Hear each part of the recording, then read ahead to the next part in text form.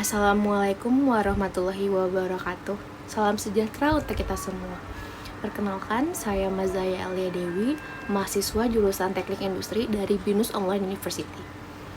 Dalam kesempatan kali ini, saya akan membahas mengenai Project Based Learning, mata kuliah kewarganegaraan yang telah saya lakukan mengenai peran dan pemahaman Gen Z dalam menghadapi perubahan iklim. Baik, pertama masuk pada latar belakang dari isu permasalahan ini. Perubahan iklim saat ini menjadi salah satu isu global terbesar yang dihadapi oleh dunia. Dampaknya itu sudah sangat terasa nyata, mulai dari cuaca ekstrim, banjir yang semakin sering, hingga cuaca yang tak menentu.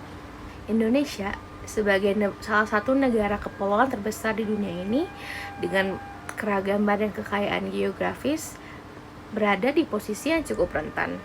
Sayangnya, masih banyak masyarakat yang menganggap bahwa isu ini merupakan tanggung jawab pemerintah atau segelintir kelompok yang berwenang.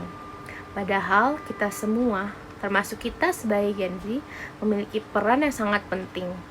Karena itu, proyek ini berfokus pada bagaimana generasi Gen Z memahami isu ini dan bagaimana caranya berkontribusi secara nyata. Selain itu, hal ini juga merupakan bagian dari upaya saya untuk menerapkan nilai BINUS Graduate Attributes khususnya pada poin social awareness dan adaptability. Kemudian dari permasalahan tersebut muncul 3 pertanyaan utama yang akan dijawab pada proyek kali ini. Yang pertama, bagaimana pandangan generasi Z terhadap isu perubahan iklim? Yang kedua, apa saja langkah yang sudah mereka lakukan? Dan yang terakhir, apa saja kendala yang mereka hadapi dalam menjalankan aksi-aksi terkait perubahan iklim. Kemudian, pada temuan lapangan, dari wawancara yang telah saya lakukan, saya menemukan bahwa narasumber dan lingkungan sosial sekitarnya yang mayoritas adalah Gen Z sudah memiliki kesadaran yang cukup tinggi terhadap perubahan iklim. Mereka menyadari bahwa cuaca sudah semakin tidak menentu. Contohnya, pada musim panas bisa saja tiba-tiba turun hujan, dan sebaliknya, pada musim hujan justru tidak konsisten, kadang panas, kadang hujan. Selain itu juga, banjir juga semakin sering terjadi saat ini. Bahkan di daerah-daerah yang dulunya tidak pernah terjadi banjir. Adapun dari permasalahan tersebut, mereka meresponnya dengan memulai suatu hal yang mereka pikir dapat memperbaiki hal-hal tersebut. Dimulai dari hal-hal kecil. Yang pertama itu dengan tidak membuang sampah sembarangan. Kemudian dengan membawa tumbler untuk mengurangi plastik sekali pakai atau air mineral kemasan. Kemudian yang terakhir dengan maraknya culture nongkrong atau ngopi di tengah-tengah Gen Z ini. Mereka mulai menggalakkan gerakan tidak menggunakan sedotan saat nongkrong di kafe. Nah, yang menarik dari hal-hal kecil yang mereka lakukan ini, kebiasaan sederhana ini kemudian menular ke teman-temannya yang lain di luar lingkungannya.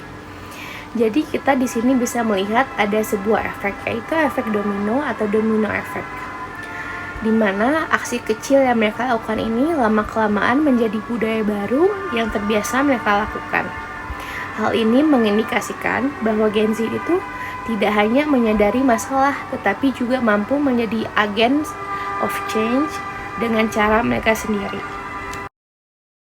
Berdasarkan temuan yang telah dipaparkan sebelumnya, ada beberapa solusi yang bisa ditawarkan agar gerakan peduli iklim ini gak hanya berhenti pada satu individu, tetapi bisa meluas dan sustain. Yang pertama itu konsep Bring Your Own Culture atau BYO Culture. Ini tuh dimana bukan sekedar membawa tumbler, tote bag, atau sedotan stainless untuk mengurangi sampah plastik.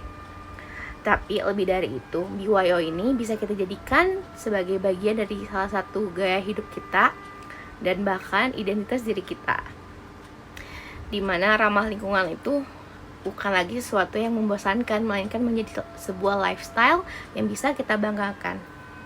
Kemudian yang terakhir ada konsep climate FOMO, di mana kita tahu Gen Z sekarang ini sangat dekat dengan budaya fear of missing out.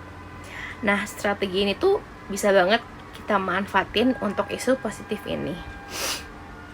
Nah, caranya itu bisa kita framing sebagai suatu gerakan peduli iklim, sebagai sesuatu yang keren, trending, dan patut diikutin.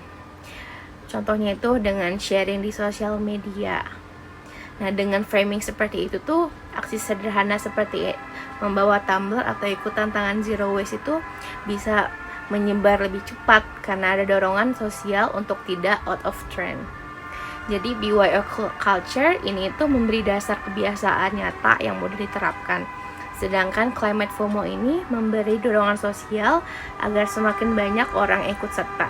Kombinasi kedua hal ini tuh bisa menciptakan suatu perubahan perilaku yang tidak hanya terjadi sesaat, tapi juga bisa berkembang menjadi suatu budaya baru yang sustain atau berkelanjutan. Dari proyek ini, saya semakin sadar bahwa perubahan iklim ini bukan sekadar istilah, tetapi isu nyata yang sudah kita rasakan. Sesuai dengan BGA Social Awareness, kita perlu menumbuhkan empati terhadap isu ini.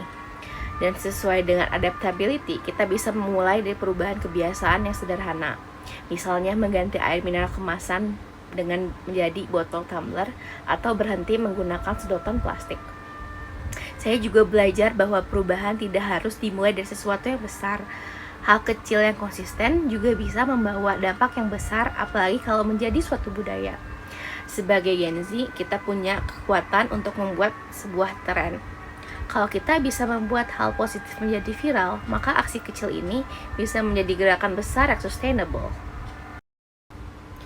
Change doesn't start big, it starts with you. Sekian pemaparan presentasi dari saya, lebih dan kurangnya mohon maaf. Terima kasih. Sampai jumpa.